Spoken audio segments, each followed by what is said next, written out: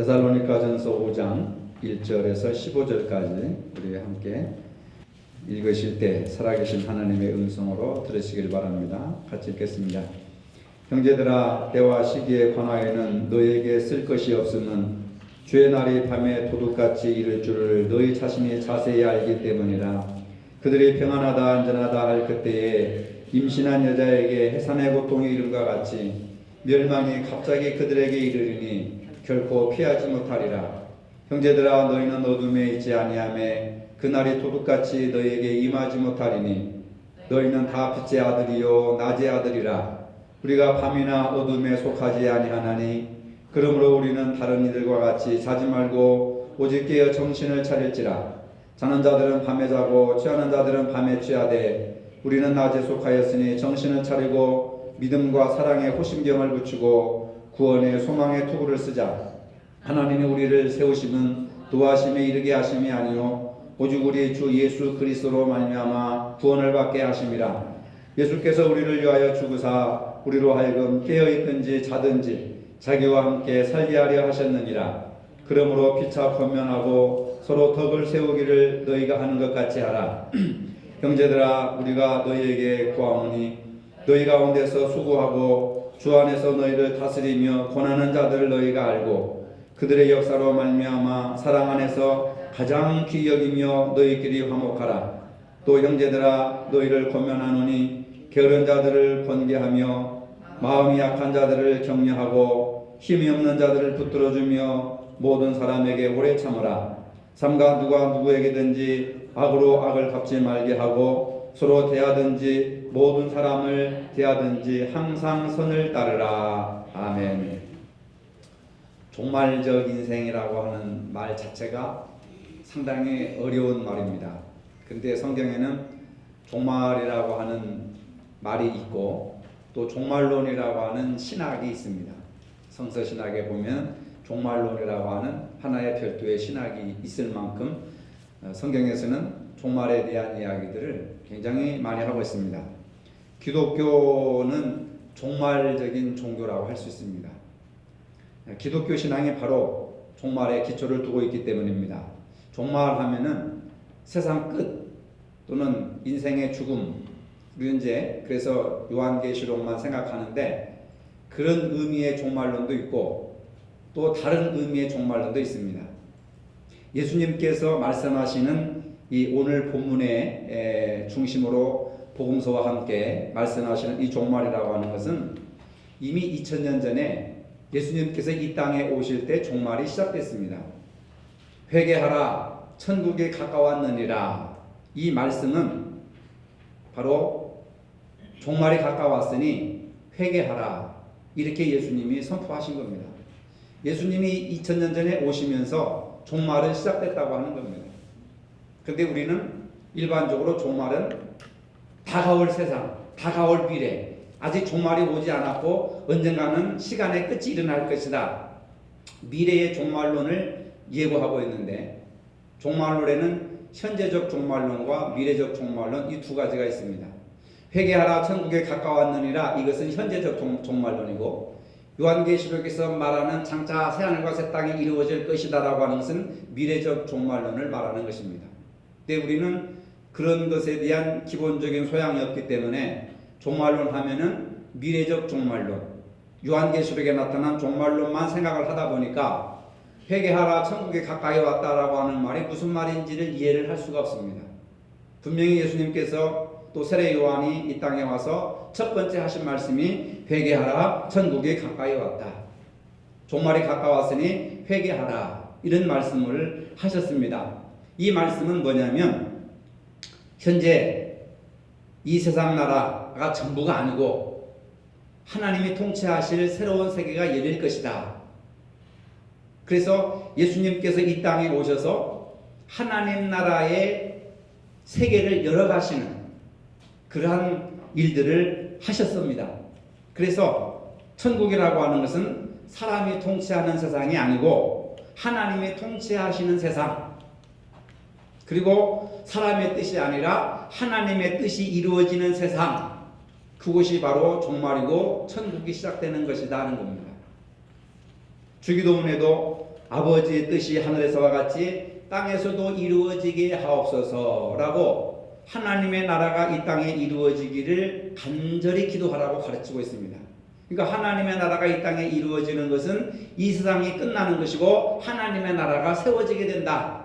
그래서 종말이라 이 세상의 의미로는 종말이고 하나님의 나라로 볼 때는 시작된다고 하는 것을 의미하는 것입니다.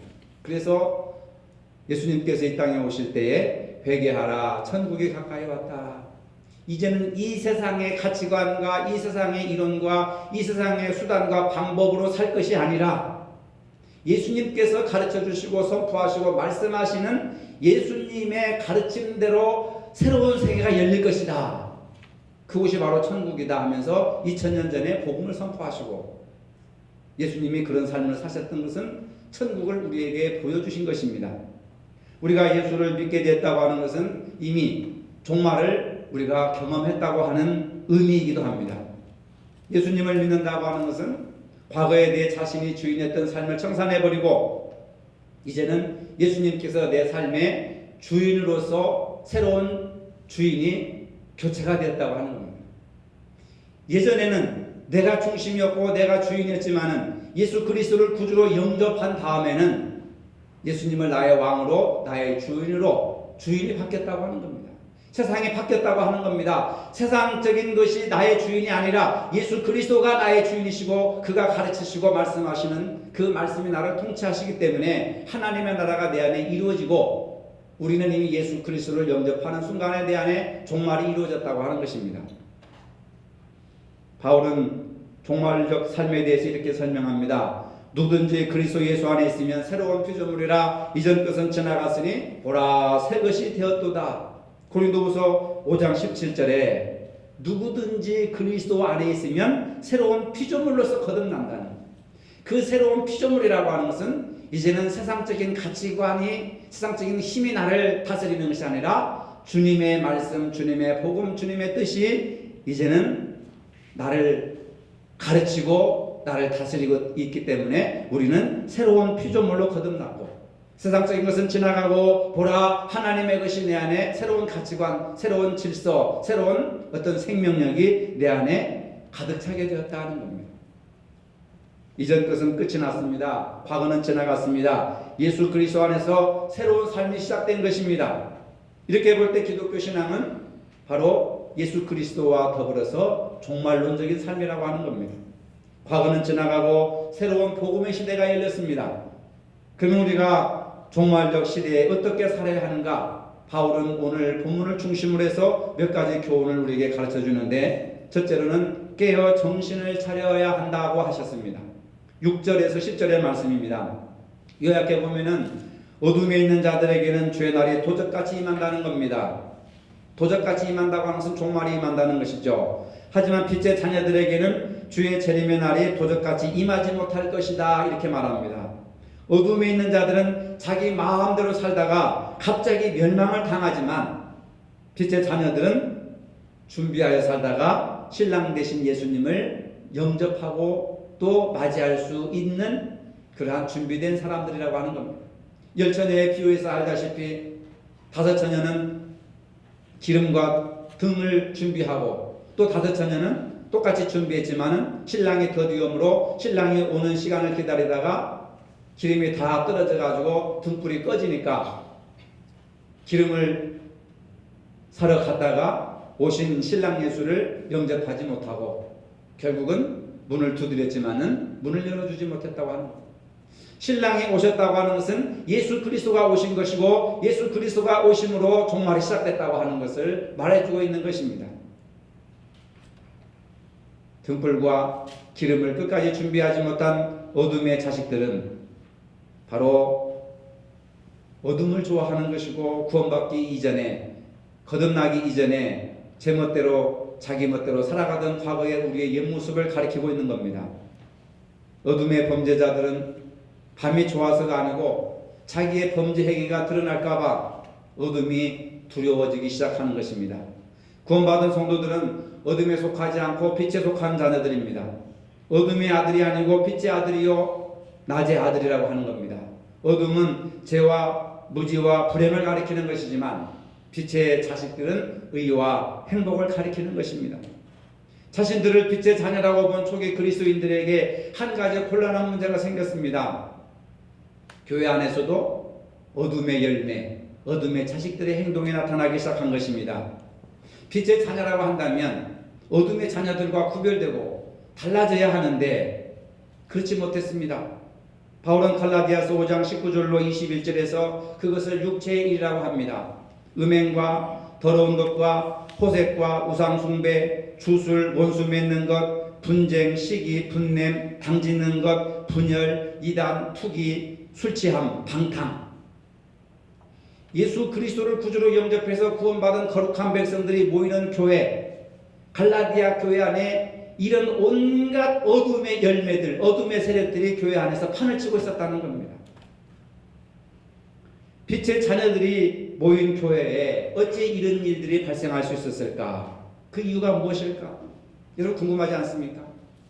갈라디아 교회, 초대교회, 성령이 충만한 그런 교회에 어떻게 이런 더럽고 악하고 추악한 것들이 교회 안에 그렇게 많이 만연되어 있었는가? 오늘날 한국교회도 마찬가지라고 생각합니다. 빛의 자녀들이 모인 교회 안에 이런 일들이 발생하는 이유는 뭐냐? 교회 공동체에 속한 이들이 모두가 다 빛의 자녀는 아니라는 것입니다. 교회 안에는 빛의 자녀와 어둠의 자녀들이 섞여 있습니다. 알곡과 가라지, 쭉정이가 같이 섞여 있습니다. 섞여 있습니다. 하나님의 자녀와 마귀의 자녀들이 섞여 있습니다. 심판때에 가서야 그게 알곡인지 가라지인지 그때 가서야 판결이 나는 겁니다. 모두 복음의 세계로 들어온 것이 아니라는 겁니다. 교회 안에 있어도 빛의 자녀가 아니고 복음의 세계로 들어오지 못한 사람들이 많이 있다는 것입니다. 교회도 교회답지 못한 요소들이 얼마든지 많이 나타날 수가 있습니다.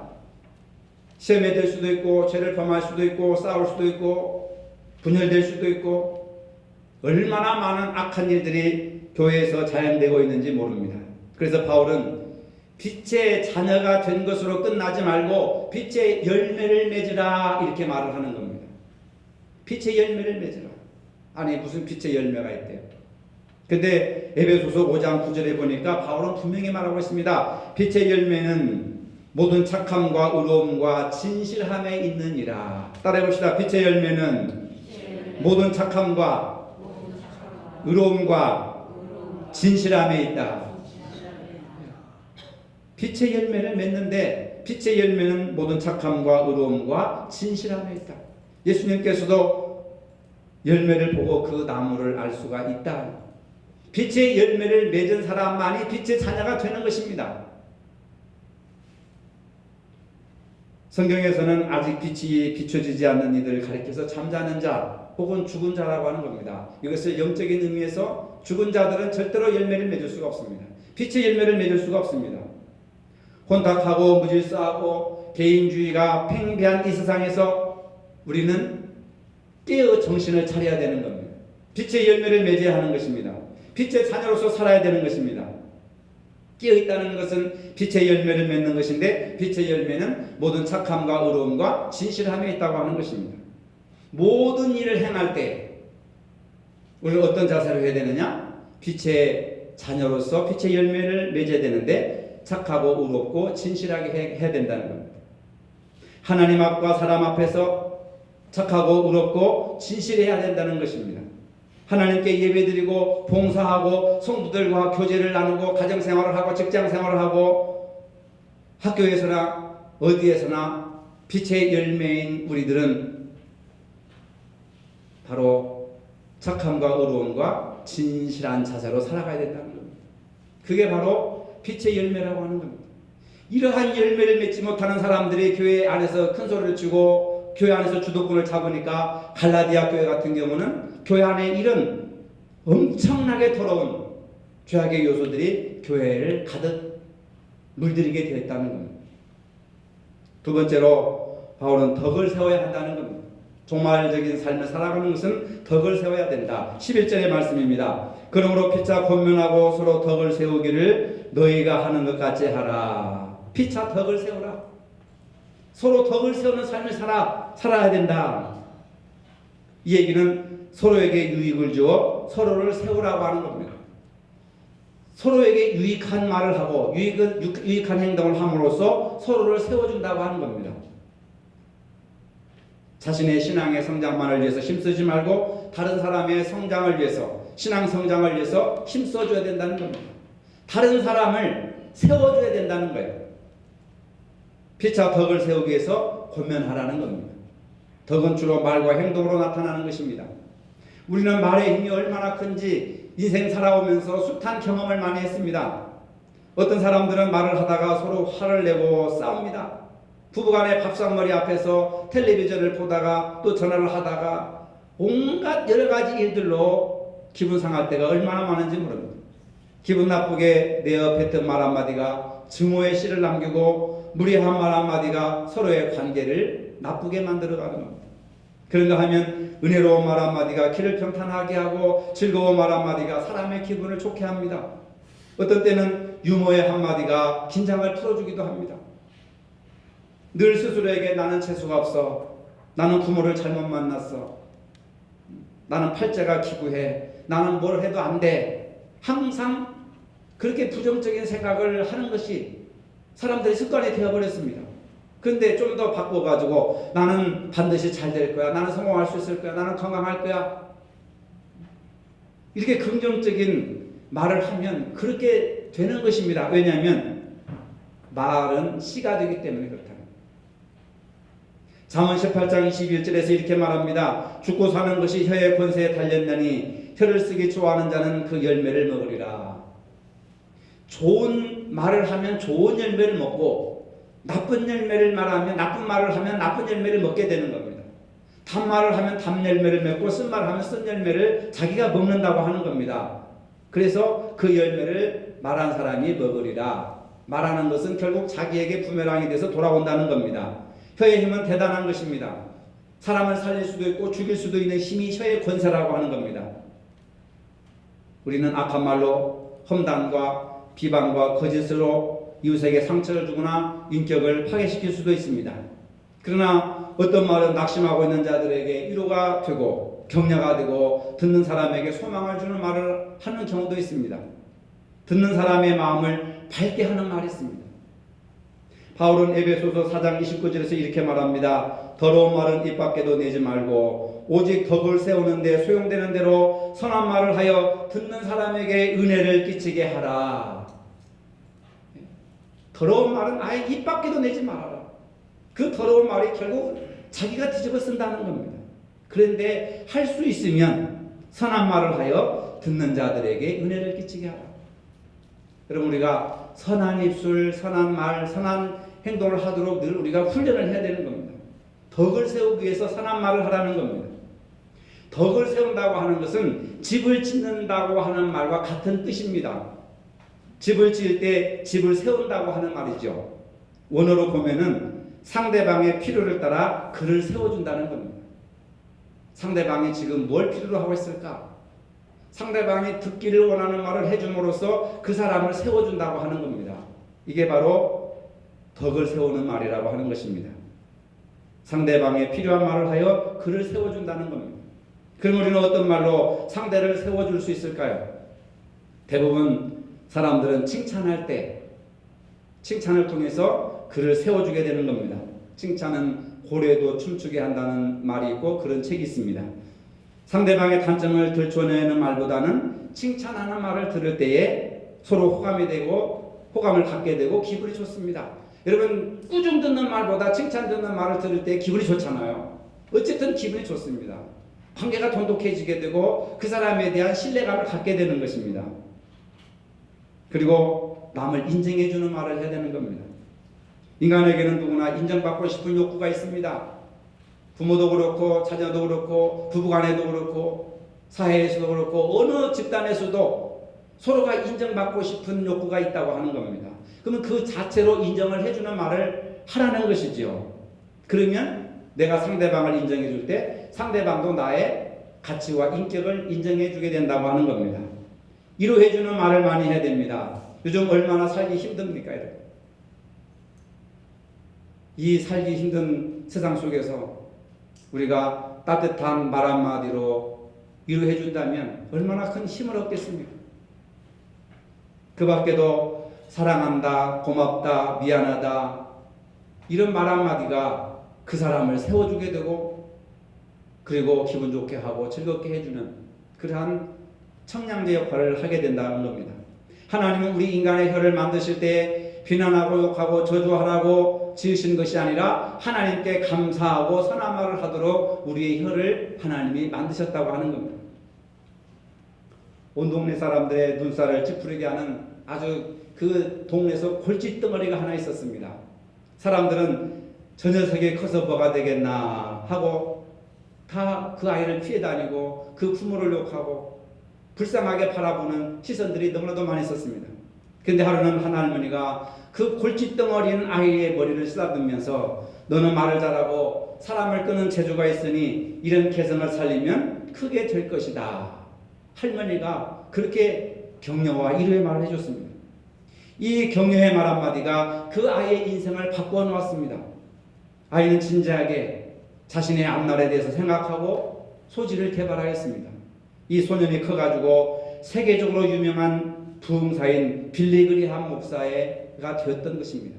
저도 빌리 그리함 목사를 설교를 들어본 적이 있고 한국에 왔을 때 집회도 참석해 본 적이 있는데 세계적인 부흥 강사 빌리 그리함 목사가 탄생되는 거기에는 그 할머니의 따뜻한 말 한마디, 격려의 말 한마디, 머리를 쓰다듬어 주면서 너는 말을 잘하고 사람을 끄는 재주가 있으니까 나중에 그것을 살리면 크게 될 것이다 하는 그 한마디가 세계적인 부흥사로 만들었다고 하는 겁니다. 말하는 사람은 물이나 모래에 의해 글씨를 쓰는 듯 말하지만 듣는 사람은 돌에 글씨를 새기듯 그 말을 듣습니다. 칼이나 총에 맞아 죽은 사람보다 새치, 혀끝에 맞아 죽은 사람이 더 많다는 것입니다. 말로 입힌 상처는 칼이 입힌 상처보다 더 깊숙하고요. 그리고 더 오래 간다고 하는 사실입니다. 칼에 비해 상처는 세월이 지나면 이게 새살이 돋아나지만 마음에 입은 깊은 상처는 세월이 가도 잊혀지질 않습니다. 하나님의 말씀을 듣고 하나님의 말씀을 읽는 우리가 따뜻한 말, 좋은 말, 고운 말 한마디가 누군가의 가슴에 씨앗처럼 떨어져서 위로와 용기로 싹을 틔우고 꽃이 피는 그런 인생이 되었으면 좋겠습니다. 세 번째로 모든 사람에게 참으라는 겁니다. 참되 오래 참으라는 것입니다. 14절 말씀입니다. 또 형제들아 너희를 권하노니 게으른 자들을 권계하며 마음이 약한 자들을 격려하고 힘이 없는 자들을 붙들어주며 모든 사람에게 오래 참으라. 오래 참는다고 하는 것이 이것이 어렵습니다. 그래서 사랑의 그 사랑장을 보면 요한 고린도전서 13장 사랑장에 보면은 사랑은 오래 참고 오래 참는 것이 얼마나 어려운지 사랑으로 해야 된다는 겁니다. 오래 참는 것은 사랑으로 해야 되는데 모든 사람들에게 오래 참으라. 사람이 얼마나 인내하며 사느냐는 성공과 실패를 가르는 분수령이 되기도 하는 겁니다. 참고 기다린다고 하는 것, 오래 참는다는 것은 어떤 뜻일까? 농부가 땅에서 귀한 열매를 바라고 길이 참아서 이른 비와 늦은 비를 기다리는 것과 같습니다. 고대사의 이스라엘은 가을에 내리는 이른 비와 4월달, 5월달에 내리는 늦은 비를 맞고 곡식들이 싹을 틔우고 열매를 맺는다고 하는 겁니다. 그럼 농부는 작년 10월달에 내린 이른 비와 그 다음에 4월달, 5월달에 내리는 늦은 비가 내릴 때까지 기다려야 되는 거예요. 지금은 스프링클러로 해가지고 물을 대지만 그때는 그런 시설이 없으니까 하늘에서 내려주는 비를 쳐다봐야 되는 겁니다. 비가 올 때까지 참고 기다려야 되는 겁니다. 농부는 열매 맺을 소망을 가지고 비를 기다리는 겁니다. 귀한 열매를 바라고 그렇기 때문에 씨를 뿌리고 잡초를 뽑으며 성실히 열매를 맺을 때까지 기다리는 것입니다. 참는 것은 체념이 아니라 소망이 있기 때문에 기다리는 것입니다. 하나님의 역사하심을 우리가 소망을 가지고 기다리는 것입니다. 식물이 자라고 열매를 맺기를 기다리는 농부처럼 우리가 사람에 대해서도 오래 참아줘야 되는 겁니다. 지금은 비록 부족하고 어린아이처럼 유치하고 기준에 미달되고 성에 안 차지만은 참아 기다려줘야 된다는 겁니다. 잘못한다고 윽박지르거나 잔소리를 통해서 성장할 수가 있는 것이 아닙니다. 어린아이가 어른이 되기까지 오랜 시간이 꾸준히 걸리듯이 우리는 기다려줘야 하는 겁니다. 농부도 봄에 씨를 뿌리고 가을까지 기다립니다. 기다림이 지혜입니다. 탕자의 아버지는 아들이 돌아오기까지 날마다 대문간에 나가서 기다렸습니다. 이것이 바로 아버지의 심정이라고 하는 겁니다. 본문의 말씀처럼 마음이 약한 자들을 붙들어주고 그들을 격려해주고 힘이 없는 자들을 붙들어주고 서로 화목하게 지내면서 오래 참아야 된다. 참는 자가 복이 있다. 이런 말을 하고 있는 겁니다. 근데 우리는 한시도 기다리지 못해서 화를 내고 비난을 하고 이를 그르치는 경우가 얼마나 많은지 모릅니다. 이런 자세는 불신자들이 살아가는 방법이고 어둠의 자식들에게 나타나는 어둠의 열매라고 하는 것입니다. 우리는 하나님께 소망을 두고 사는 성도이기 때문에 사람에 대해서 기다려줘야 하는 것입니다. 약속하신 생명의 면류관을 얻을 소망을 가지고 기다려야 하는 겁니다. 하나님의 때가 되매 의의 열매를 거둘 때가 올 것이라고 하는 겁니다. 그날이 언제인지는 우리는 아무도 모릅니다. 그래서 조바심도 생기고 초조해지기도 합니다. 그러나 분명한 것은 그날이 반드시 온다고 하는 사실입니다. 그렇기 때문에 성도들은 고난 중에도 참아야 하는 겁니다. 농부면 농부로서, 학생이면 학생으로서, 주부면 주부로서 성실하게 살면서 때를 따라 결실을 주시는 하나님의 때를 가지고 소망 중에 기다려야 한다는 겁니다. 마지막으로 선을 따르라는 겁니다. 15절입니다. 삼가 누가 누구에게든지 악으로 악을 갚지 말게 하고 서로 대하든지 모든 사람을 대하든지 항상 선을 따르라. 모든 사람들에게 항상 선을 따르라. 어떤 사람을 대하든지 악을 악으로 갚지 말고 서로 대하든지 모든 사람을 대하든지 거지를 대할 때나 국회의원을 대할 때나 나보다 못한 사람을 대할 때나 나보다 잘난 사람을 대할 때나 항상 선으로 대하라. 선을 따르라. 어느 요고 1학년 학생이 쓴 글을 읽고 감동을 받았습니다. 이런 글입니다. 저는 예전에 공부를 자기 자신을 위해 한다고 배웠습니다. 그러나 그것은 틀린 말 같습니다. 공부해야 하는 이유는 다른 사람을 위해서라고 생각합니다. 나를 필요로 하는 사람들, 고통받는 사람들을 위해서 지식을 써야 한다고 생각을 합니다. 좀 더 많은 사람이 작지만 행복을 느낄 수 있도록 도와주는 일, 그것이 공부를 하는 값진 이유라고 생각됩니다. 세상에 도움이 되기 위해 그것이 주님의 사랑을 받은 사람이 할 일이라고 생각합니다. 나의 이러한 생각이 실패할지 모르겠지만 끊임없이 노력할 것입니다. 어린 학생이지만 그 마음이 너무 착하고 아름답습니다. 나를 필요로 하는 사람들, 고통받는 사람들을 도와주기 위해서 공부하겠다는 것입니다. 얼마나 그 마음이 감동적입니까? 어른들이 이와 같은 마음을 품고 산다면 우리 사회가 지금보다 더 한층 밝아질 것이 아니겠습니까? 공부만이 그런 것은 아닙니다. 돈 벌어서 남주냐라고 하는 이런 말이 있었는데 이제는 돈 벌어서 남주자라고 하는 운동이 벌어지고 있는 겁니다. 내가 노력해서 번 돈이지만 내 마음대로 쓰겠다는 것이 아니라 우리 사회의 소외된 계층들, 독거노인들, 소녀소녀 가장들, 장애를 가진 사람들, 제3세계에 사는 가난한 아동들을 위해서 결혼을 맺고 후원비를 얼마씩 보내주고 오지에서 주님의 복음을 전하는 선교사들을 위해서 후원금을 보내고 기도해주고 이런 자세로 살아야 된다고 하는 겁니다. 예수님께서는 그렇게 사는 것이 부활을 천국에 쌓는 것이라고 말씀하고 있습니다. 여러분, 이게 남의 일이 아니고 바로 종말론적인 신앙을 가지고 예수 그리스도를 구주로 영접하고 천국이 무엇인지 예수님의 삶을 통해서 우리가 믿는다고 한다면 이제 이러한 네 가지 어떤 생활의 패턴을 우리가 가지고 살아야 되지 않겠는가. 우리는 입을 열어 말로 전도해야 되지만 동시에 우리의 삶을 통해서 우리의 삶이 바로 전도지고 내 말과 행실이 바로 전도지라고 하는 걸 결코 잊어서는 안 되는 것입니다. 사람은 죽을 때 세 가지를 후회한다고 합니다. 좀 더 참을 걸, 좀 더 베풀 걸, 좀 더 재미있게 살 걸. 이 세 가지를 후회한다고 합니다. 여러분 좀 더 참고 있습니까? 좀 더 베풀고 있습니까? 좀 더 재미있게 살고 있습니까?